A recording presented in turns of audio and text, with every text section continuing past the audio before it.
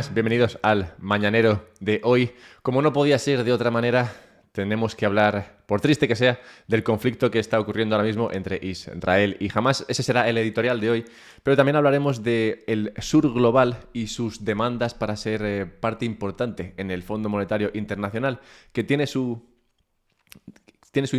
intríngulis en lo que está ocurriendo precisamente en el contexto internacional. Hablaremos también de problemas posibles para Bitmain. Como sabéis, este es el principal creador de mineros para minar Bitcoin.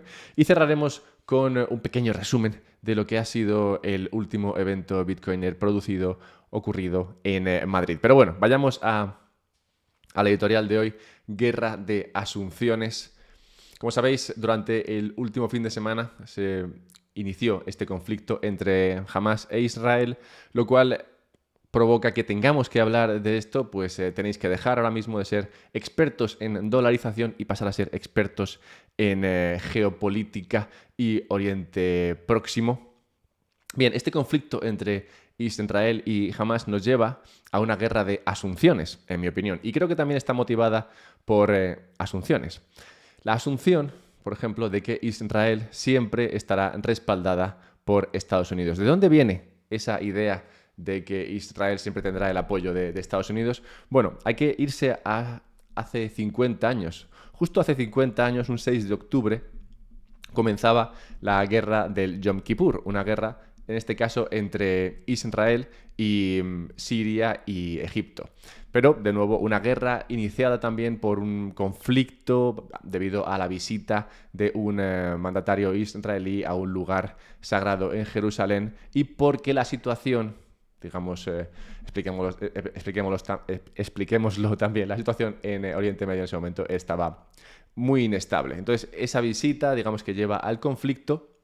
Ese conflicto se produce durante todo octubre y durante ese conflicto Arabia Saudí lo que hace es ponerse del lado de aquellos que atacan a Israel y concretamente lleva incluso a un embargo de petróleo para Estados Unidos.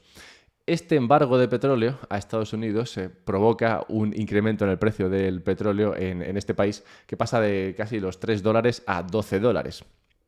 Esto en su día tumbó a la economía americana. Recordaréis la crisis de 1973. Bueno, pues básicamente vino un poco motivada por lo que ocurrió en este pequeño, bueno, corto más bien, conflicto. Y después de ese conflicto, Arabia Saudí salió muy encumbrada, pues después de ese momento, como sabéis, las relaciones entre Arabia Saudí y Estados Unidos mejoraron en el sentido de que se pasó a producir aquello que es el petrodólar, en el sentido de que Arabia Saudí pasó a vender todo su petróleo en dólares y usar esos dólares para comprar bonos americanos. 50 años después, la situación entre Arabia Saudí y Estados Unidos está peor y habrá que ver cómo responde Arabia Saudí, que tiene mucho poder todavía, pero no tanto como tenía entonces. Bien, entonces volviendo al momento presente, dejando eso que pasó hace 50 años, hoy tenemos también mucho riesgo en esa zona. De hecho, la situación en Israel es bastante delicada políticamente. Parece ser que su presidente, Netanyahu, está incentivado a evitar posibles juicios y para ello está incentivado a mantenerse agarrado, digamos, de cualquier manera al poder para así evitar ser juzgado por algunos de estos problemas legales que parece ser que podría estar teniendo. Al mismo tiempo tenemos la situación en Irán, que se habla que podría estar detrás de la financiación y el apoyo a Hamás. Y en Irán tenemos al ayatolá Khamenei, que tiene 83 años y empieza a haber un poco de resistencia a su control por parte de mandatarios más jóvenes que empiezan a pensar en ser califa en lugar del califa. Aparte de esto, tenemos que en 2022 el número de muertes entre los palestinos fue el mayor en la historia, creo, del conflicto entre Israel y Palestina, que sabéis, está siempre un poco en la sombra hasta que, bueno, pasan cosas tan bestias, digamos, como las que han ocurrido durante los últimos 3 días y esto pasa a ser portada. Pero bueno, el conflicto, digamos, que se mantiene latente y 2022 fue un año muy, muy mortífero para aquellos que estaban en Palestina. Pero más allá del conflicto propio entre Israel y Palestina, también está La situación en Egipto, en Líbano, en Irak, en Jordania, toda esa zona de allí, digamos que está en una situación muy preocupante. Las instituciones en todos estos países están muy débiles.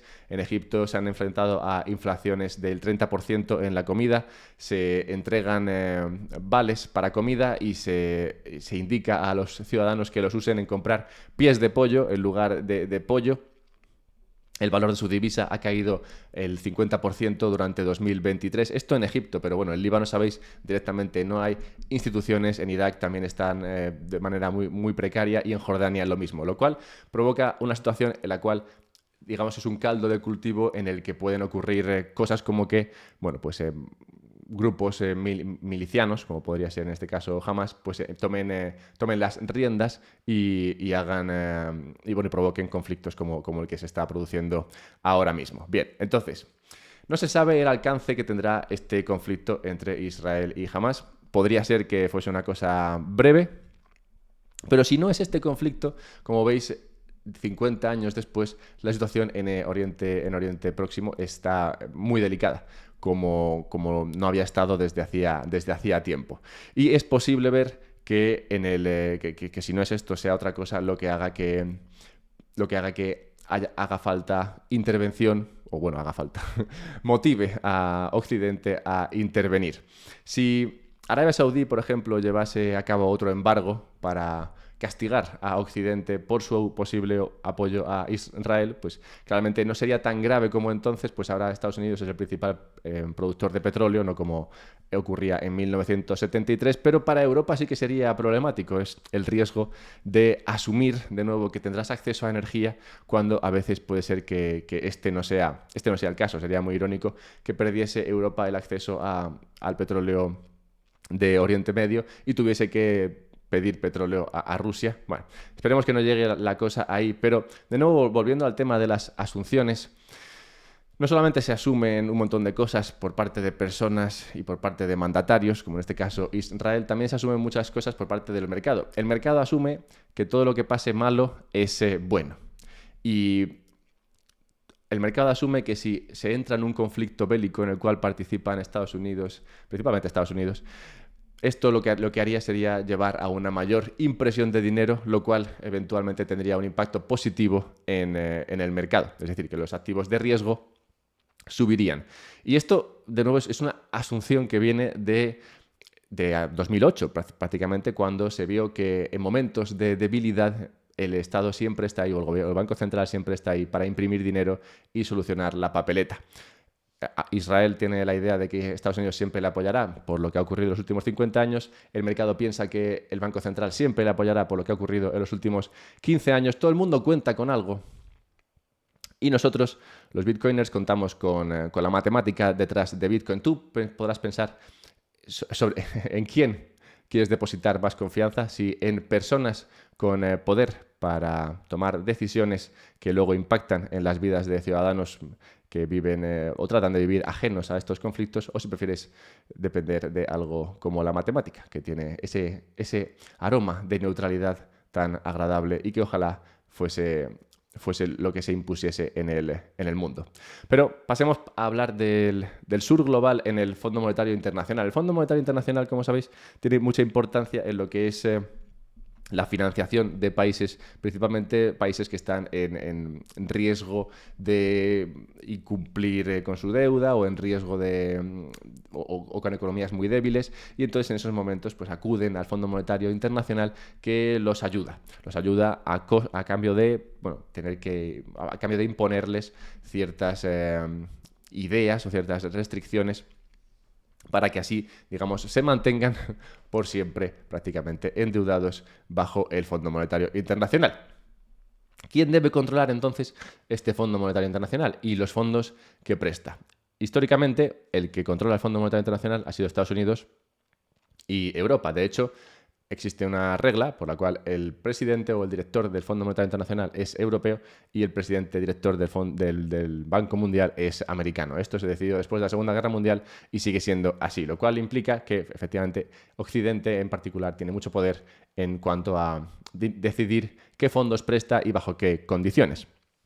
Lo cual claramente pues, no agrada a muchos otros países, como pueden ser India, Brasil, México y otros países que están creciendo mucho, como China, que entienden que deberían tener más poder y más capacidad de decisión en cuanto a lo que hace el Fondo Monetario Internacional.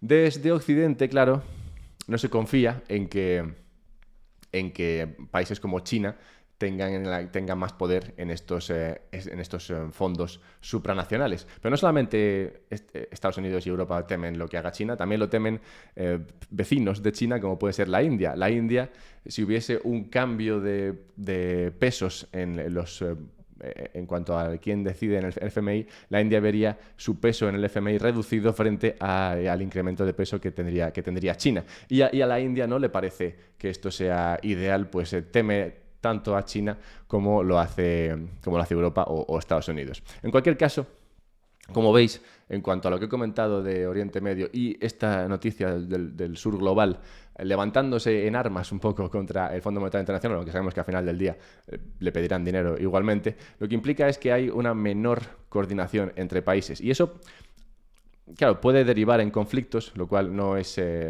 algo agradable para nadie, pero al mismo tiempo sí que implica que una menor coordinación entre ellos podría favorecer la libertad del individuo. Al final, si todos los estados fuesen un estado, el poder, o estuviesen muy de acuerdo, el poder que este estado global tendría sobre la ciudadanía sería enorme. Entonces, desde el punto de vista del ciudadano, siempre creo que es más positivo si hay menor coordinación entre los diferentes países. Puedes compartir esto, recuérdalo, ya sabes. También puedes comprar Bitcoin con Relay o puedes guardarlo en una Bitbox. Bien, sigamos con Bitmain. Bitmain, como sabéis, es el principal productor de ASICs que existe para minar Bitcoin. Bitcoin se mina, por si no te lo había contado nadie, y se mina con una máquina que se llama, bueno, un chip que se llama un ASIC, y estos chips o estas máquinas son principalmente producidas por esta empresa que se llama Bitmain. Concretamente, el peso de Bitmain en el mercado de ASICs es de hasta un 75% a día de hoy.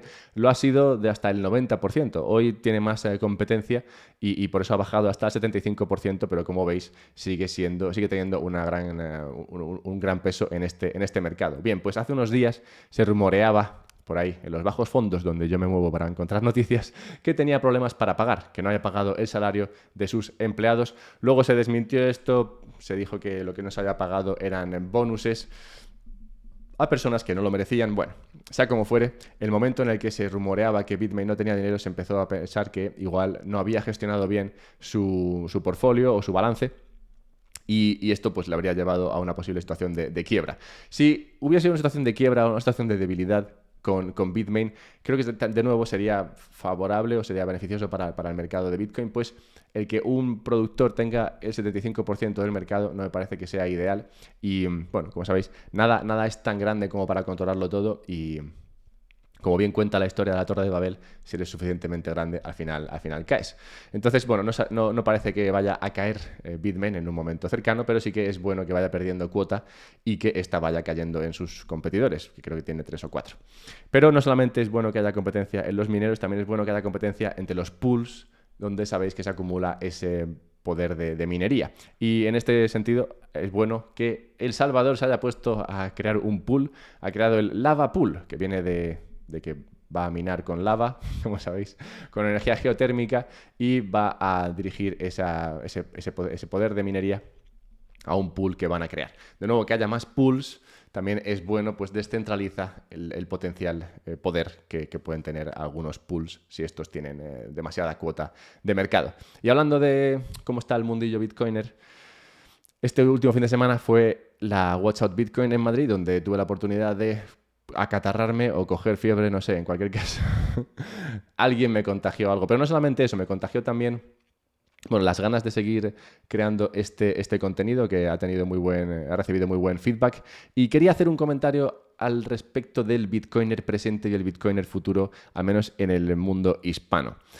El interés, en mi opinión, del Bitcoiner actual, el interés financiero, perdón, del Bitcoiner actual, creo que no es el principal. Es decir, que el perfil del Bitcoiner español a día de hoy es un perfil, en mi opinión, más técnico, y el el bitcoiner más financiero, más de mercado, creo que es uno que se ha dedicado más a la blockchain, digamos, ¿no? Y se ha metido a comprar y vender shitcoins y demás, ¿no? Por eso es difícil encontrar realmente personas en el mercado hispanohablante o español, concretamente, que se dediquen a hablar de mercado y finanzas alrededor de Bitcoin. Podemos hablar, por ejemplo, aquí hace una comparativa entre Alpha Bitcoin, que sabéis es un servicio que te permite entender el mercado de Bitcoin, y Marielle Lang. Marielle Lang es una persona que ha estado aquí en este podcast algunas veces hablando de mercados, pero no ceñida a Bitcoin, sino ceñida a todo el mercado cripto. Bueno, pues si veis el interés entre algo como Alpha Bitcoin y Marielle Lang, pues claramente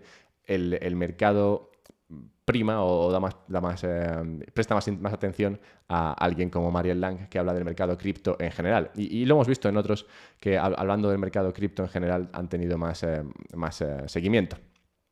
Y no tanto aquel que se dedica a Bitcoin only y mercados. No obstante, creo que en los próximos años esto va a cambiar. Creo que el perfil inversor va a entrar en Bitcoin y habrá, pues, digamos, una mayor variedad de perfiles dentro de lo que es Bitcoin en los próximos años. Esa ha sido mi impresión de lo que he vivido en este último Watch Out Bitcoin y lo que viví en el Andorra Economic Forum, donde estuve hace una semana. Bien, pues pasando a la necrológica de hoy para cerrar, tenemos que recordar a Oskar Schindler, empresario austriaco sobre el que se basó la película La lista de Schindler. Quiero recordar a Oskar porque asumimos, a veces demasiado a menudo, que el humano es malo. Y yo no creo que el humano sea malo. Creo que hay personas, creo que la mayoría es buena y hay veces en las que esa bondad de los humanos aflora y llama la atención de todo el mundo y es increíble verlo, como en el caso de lo que hizo Oskar en su día. Dicho esto, sí que sería interesante que los gobiernos dejasen de crear situaciones en los cuales o sobre las cuales esa bondad de los ciudadanos y esa bondad de las personas tuviese que aflorar. Sería ideal si hubiese menos situaciones como las que se están produciendo hoy día, en las que encontrar héroes como fue Oskar Schindler. Bien, pues dicho todo esto, buscadme en Twitter si queréis, @alberto_mera, comprar Bitcoin. Si queréis hacerlo, a través de Relay encontráis un enlace con un descuento en la descripción. También podéis guardar ese Bitcoin de manera segura en una Bitbox, de nuevo con un descuento. Y nada, pasad un buen día y no veáis vídeos muy macabros que luego dormiréis mal.